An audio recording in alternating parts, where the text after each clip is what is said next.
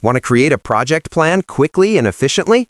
In today's video, I'll show you how to set up a complete project plan in Smartsheet, step by step.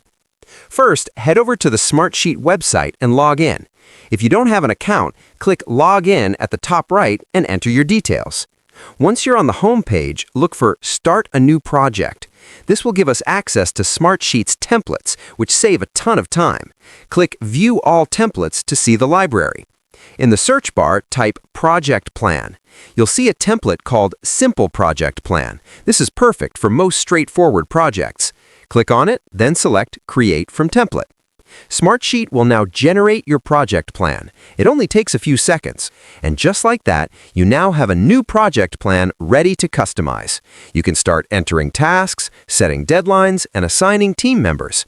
Remember, Smartsheet is super flexible. Adjust layouts, add columns, or switch views to fit your workflow.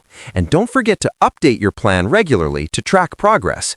Explore the tracking and reporting features too. They can take your project management to the next level. There you go, a fully tailored project plan in Smartsheet, ready to guide your project to success.